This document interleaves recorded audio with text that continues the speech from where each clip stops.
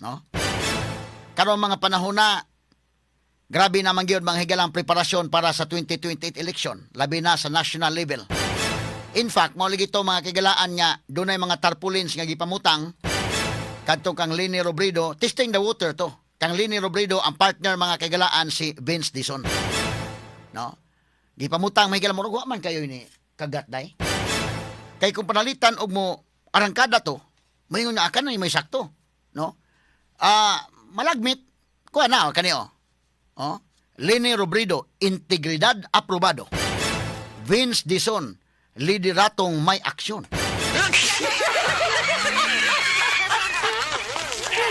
Ato lang ni Agi kakatawa mahigala kinana man mga kandidato bisag kinsa mga kandidato buta-butangan ginagkuan din ha. Nasa mga slogans mahigala uban pa, ha? So nang lutaw ron nga mga huhungihong mao nga dunay panagtandem, panaghiusa na lang ang grupo sa Pink o ang grupo sa administrasyon aron mga higala pagpildi, pagpangandam mapildi gyud si Sara Duterte mahigala sa maabot nga 2028 election. Straight to the point. So, kay kung magkabuag sa, medyo dakog tsansa nga dili makadaog. Pero kung mag-usa sila, malagmit, doon na pa mahigalay chance. Kay kung imong basihan, depende yun ang hinoon, no? Kay kanana ang si Sara, 32 million man itong inakuha nga buto kapin. Si BBM, 31 million man ang nakuha nga buto kapin. Pero ang uban mahigala, kung imo ingon nga analisaron, mingon nga naipon maguto ang buto sa Marcos o Duterte. Moto inadto ang resulta. What about karon kung atong testingan ang maipon ang grupo mahigala sa Marcos o sa mga Pink? Basin o mapil din Duterte. So kani og tinambanon ba lang nimo? Although ang tao doon na may lain-lain mahigala nga mga kuangod, doon ay mga lahi nga mga sistema ni ana mga sukit di paminaw. But kung imo lang tinambanon, gitabangan ang usa ka kuan sa unas Leni Robredo, gilubong gyud in taon. Kay kana sa Leni Robredo baya pag unang sangka ni Leni og ni BBM daog bayan as Leni. Pagdagan ni Leni isip Vice Presidente ni Maruhas, nya si BBM mahigala ni dagan isip Vice Presidente mahigalang Miriam Defensor Santiago. Daog adto panahon na si Leni Robredo, pilde man gus BBM ato higayon na. Although doon na sila mga kaygala ay protesta nga gihimo dito sa Supreme Court. Straight to the point. So kadto strategy to nila sa kabahin ni BBM nga mobangga siya ni Leni ubalik for the presidency aron pagsiguro nga modaog sa indikin makig kuyog sila makig kunbuya sila sa mga Duterte aron nga ang duha ka grupo solid north solid south atod man nakuha gyud nila formula. Nasakto ang formula nila mga higala kay kung na three-cornered fight pa to, kung tan-awon nimo mahigala daog gyapon si Sara pero slim ang margin. Pero mapildi sa BBM. In fact, kung mudaog si Sara, tan-awon nimo mosunod si Leni, ikatulo na sa BBM, pero gagmay ra kay biya. So kadto, doon na nag-strategize adto mga higala nga kung mo rematch si BBM versus Leni niadtong 2022 election delikado sa BBM. Og mag-rematch sila. Yan labi pagbudagan po Sara di three-cornered fight. So giusa na. Nakigsabot sila, si Amy Marcos magala ako man to na interviews kanginan. Nga siya gyud og si BBM mo ni ngadto sa Davao, pakigsabot mahigalang Sara nga imbes mudagag mayor ilang gipadagan isip running mate mga kagalaan ni BBM. Straight to the point. So karon kung panalitan mag-usa ron ang grupo ni BBM o ang grupo sa Pink, mo ni ang ilang kwintada nga mao ni ang chance nga malagmit. Kay kung magkabuag sa sila, delikado man. Kay eleksyonon karon, si Sara Duterte mahigala, kusog yung kayo. Nagdi na matandog ng rating, delikado kayo. Although, wa pa ta kasabot sa umaabot ng mga adlaw, ha? Unsay may tabo. Karon doon na may hearing gani karong adlaw, ha? Tanaw na to sa hearing kung pananglitan ilag yung madaot si Sara makigalaan niya, mapiktaran ang mga tao, da ka na, wata masayod. Pero kung di mapiktaran ang mga tao, kaya nahitabo na ni kaniadto mahigala sa hearing squadcom, wa man mapiktaran ang rating. Delikado kayo. So karong adlaw doon na hearing. Atong i-discuss na ang legal aspect anang napita, ha? Yan taod-taod. Pero kini ni ang ug atong mabantayan isip pangandam na kay ang grupo sa admin mga higala ang ila ginuntang padaganon pagkakuan nga nangandoy sa jud nga modaog ug mahimong sumusunod ni BBM kadto Mas Martin Romualdez. Nya mura magwa na paglaom Mas Martin. Nangita sila lain ani ron kinsa may lain si Tulfo ba? Kini mga Tulfo brothers ba? Murag ni atlas sa mga Tulfo brothers day. Kinsa pay lain John Vic Remulla interesado. Kinsa pay lain si Vince Dizon may gala mo ilang gitupo gituboy-tuboy pero di po magsilbi og presidente gidaganan so og mag-usa ang Pink og ang administrasyon iusa na lang sa linilay padaganon sa Pink unya magkuhag vice presidente running mate sa admin nga mao na si Vince Dizon mo na ang ilang katong ilang tarpulin gibutangan Lini Robredo integridad aprobado Vince Dizon lideratong may aksyon ha kay within the Pink kining Pink do na sila ilang kandidato nga reserba kinsa man Lini Robredo si Risa Ontiveros o si Bam Aquino at least doon na sa mga materials nga medyo kung panalitan mag-eleksyon gyud indekin makakuan gyud doon sa ilang kandidato in fact kini si Risa Ontiveros sa kamot masad ni mabitan nang naabot in taon ni panagat dito mahigala sa kwan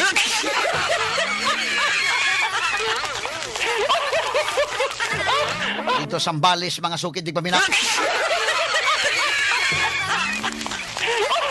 kay baguhan og panalitan gud og mutaas ang rating unsa gyud ka advantage mahigala mutaas ang rating naay mga mo sponsor mabitan akong giingon kining sulting ni Madriaga layo kas tinuod mga higala nga nangitag sponsor saras mga drug lords day og sa mga kini ang kuan medyo layo ra kaayo kay di lang ta mga drug lords oy kana mga legitimate nga mga businessmen mo support na sila mo volunteer og support mo amot na mahigala kwarta sa usa ka kandidato nga dumadaog. Si Sara Duterte atong panahon ng 2022 nganong number 1 nganong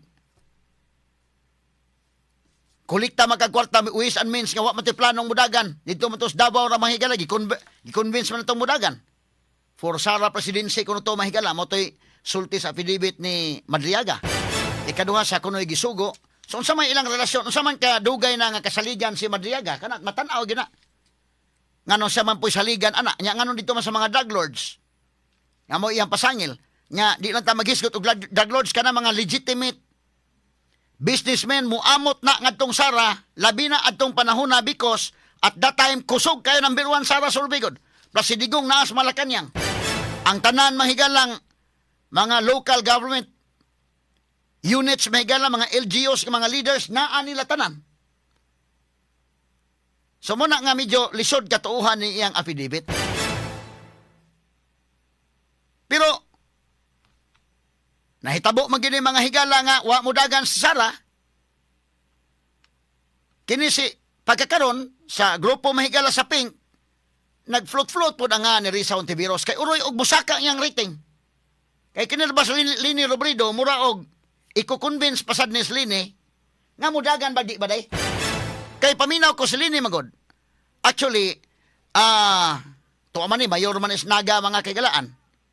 Sa grupo sa Pink nga pilianan si Lini, si Risa og si Bam, si Lini mo ay taas-taas og rating. Si Risa medyo layo-layo ra og si Bam.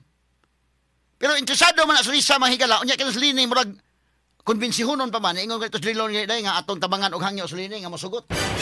Kay kini si Lini hesitant po ni bisag sa una gani pagdagan ini pagka Vice Presidente Maruhas tay gi-convince man sa nila ni. Di man ingon nga tanaw na ko di man sa ina ka ambisyoso sa Lini.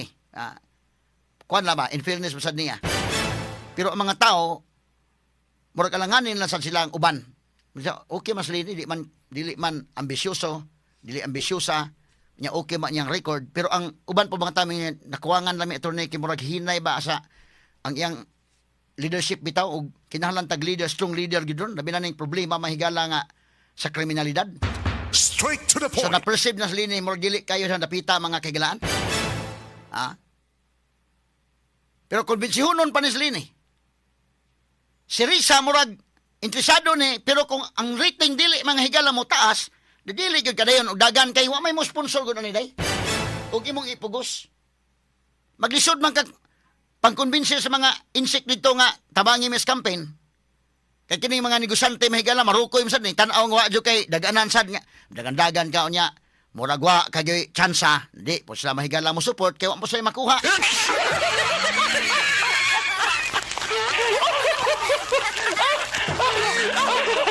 Kini gud mahigala mga businessmen, tinuoray lang. Mo support sila kay buhan ug mudaog ka, medyo dili pud mapiit-piit sila maayo og do na sa mga taxes nila, kato ila mahigalang mga pamarayag dito unya. Kay lahi magud og parehagon din sa kuan gud bisag sa lokal gani mga kigalaan. Pangsiradaan ng mga establishment sa pagkunta partido day. Bikilon kada mahigala sa mga permits. Inana. Umuna nga kini mga businessmen, natural lagi na nila nga mo support. Tan-aw po sa mga businessmen og kusog ang pikas ug pikas, mo sekretor po naghatag sa pikas ug pikas. Nang kung layo kay kag-rating, wa may mo support nimo, gisamay mo sponsor nimo, gisamay mo bankroll nimo. Wala. But kinisli ni malagmit dunay mo support ani. Siya may kusog sa within the pink. Ang problema niya kakusog di pa gyud niya kakusog sa kang Sara. So kung eleksyon nun mo daog Sara pero uroy og ang ilang target ron karong adlaw mag-hearing man. Discuss na to og mapuhon ang ilang hearing. Mag-hearing man ron. Basin pa og ilang mapindown si Sara.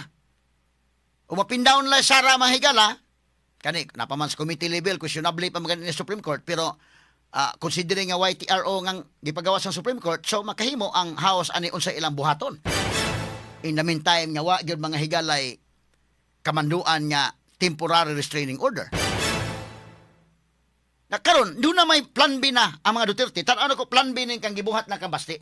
Now, sa pikas bahin mga kagalaan, kinini ang maglagmit kay katong mga tarpaulin mahigala ni Leni o nila ni Vince Sison, testing the water lang sa to.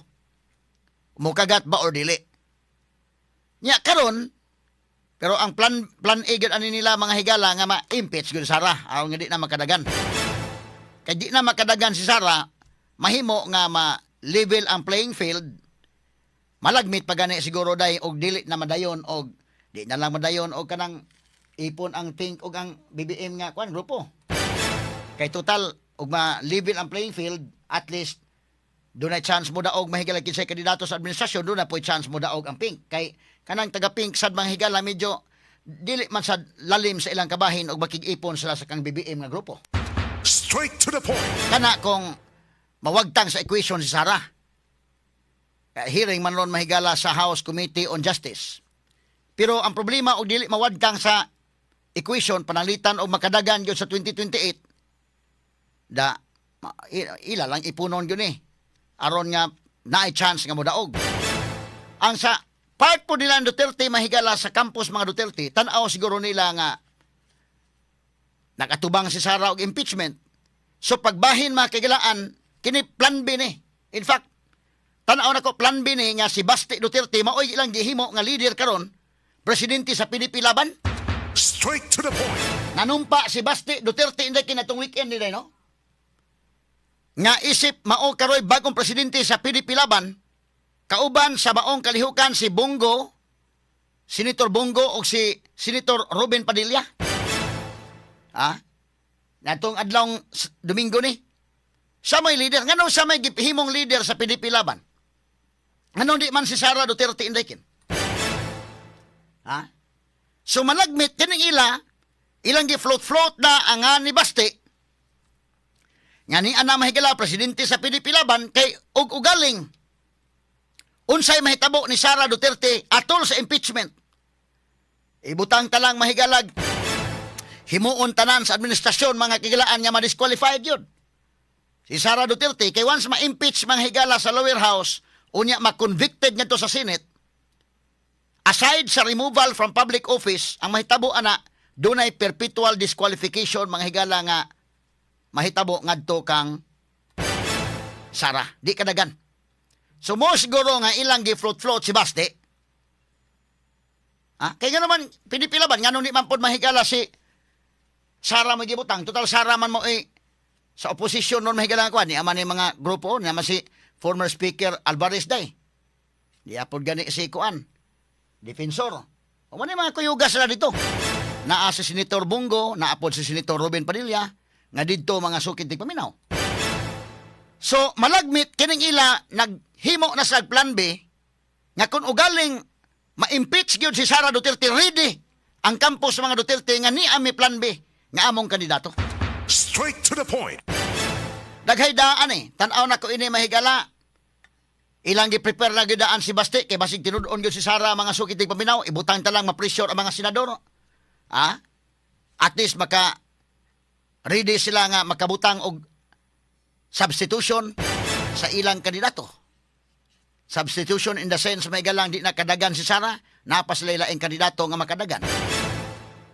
Or paghatag po ni og lain mga kagalaan nga message ngadto sa mga senador indeken o sa mga congressmen nga buhatan yung tanan para kang Sara, batiman dili pa totally mamatay ang mga Duterte mahigalag mawa si Sara kay di pa may lain nga reserba. Malagmit mauni pod mga higalay mga tuyo, no? Kay sa tanan mga kagalaan ngano di man subunggo mo gihimong presidente sa PDP laban indeken. Nga kana mga karangkaraan na nganong gikan mga sa pamilya mga Duterte. So kini usa kini katanaw na to mahigalab plan B ni sa mga Duterte kay kun ugaling ma-disqualified jud si Sara, ma-impeach, ma-convicted, ma-disqualified jud ibutang talang naa sa lain-laing kandidato. Nya ang pangutana ani dumadaog ba si Basti Duterte panalitan og wa si Sara? Ang realidad ana nga kung panalitan gyud og mapindown ni si Sara mahigala makakuyog ni Basti sa paglibot-libot di na sa makadagan, but pwede siyang mahimong campaign manager ni Basti day. Diha na po na napitang tanawon timbang-timbangon gyud nimog maayo ron. No? O di ba makadaot sa political career sa mga senador? Unya, ang sinultian na ba ining Basti, mahigala katong uban nga dili gusto mga Duterte, di kasi magganahan ning Basti. Di pa sa ganahan Sara. Samot ng Basti. Sawa, kanawa ko na Pero katong uban po mahigala nga mga pro-Duterte, mga sa, okay na sa Basti, mayor ko na sa Davao. Nakasuway giguna mga higalag ka leader. Nya karon gihimong leader mahigala sa PDP laban. Ang iyar bang sinultian pang Basti, mahigala, mura bang digong day? Kaya ito paminaw na kong na yung speech kadali, be? Be, gamay lang. Napa to yung speech names? Be, kanay. Sige ko, no. Sumama kayo kay Leandro Libiste. Munta kayo doon. Sige ko, no.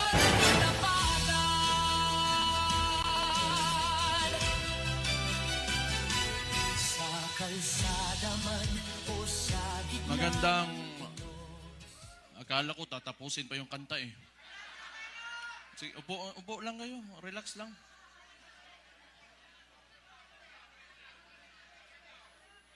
Magandang hapon sa inyong lahat.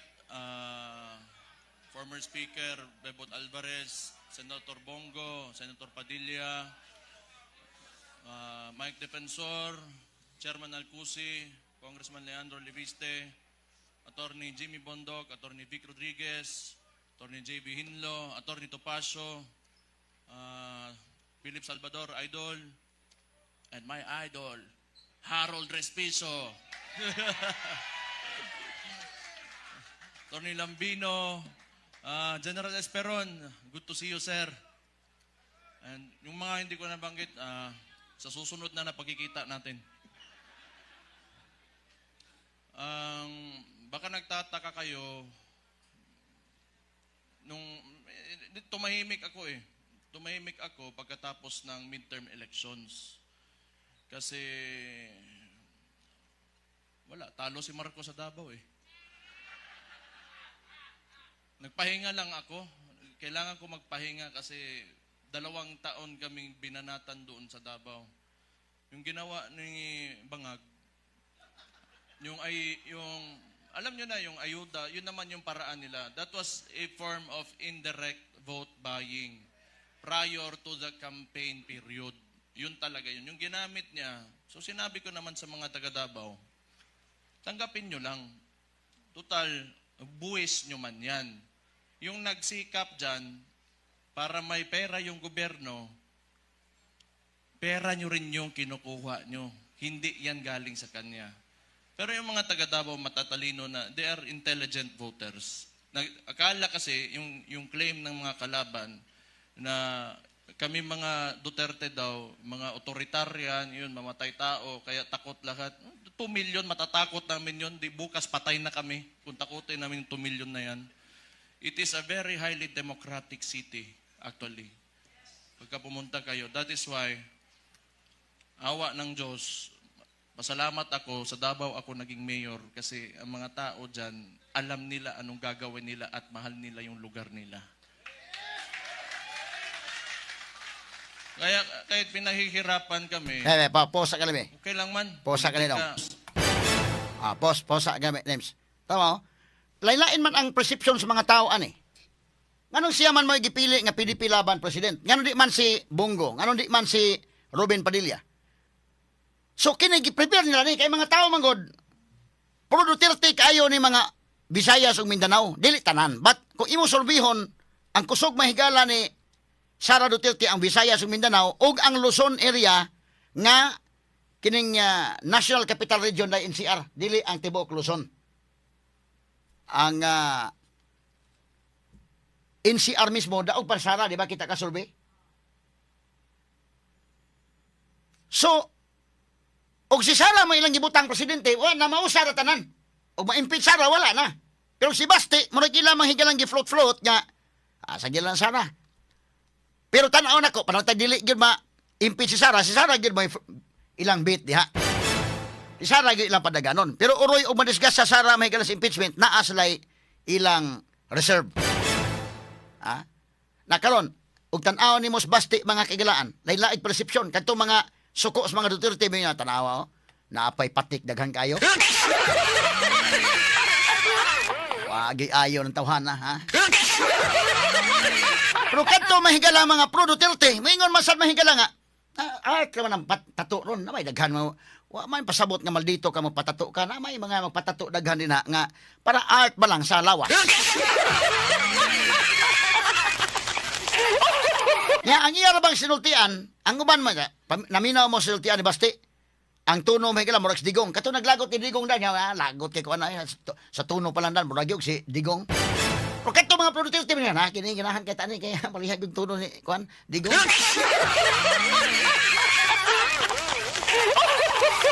Now, atong balikan mga kigalaan, no? Wala ako kuha ang reaction na itong bisita ron, Ria. Atong milabayng Domingo, nahimong presidente sa PDP laban si Basti. Unya, ang pangutana, maingon ng uban may gala, may angay. Tanahawa, daghang tato ng lawas. Basti, kana sa mga anti-Duterte, kito mga pro-Duterte, kana, mayo kay Duterte. Kanang tato-tato sa lawas, kung na, art na siya, ha?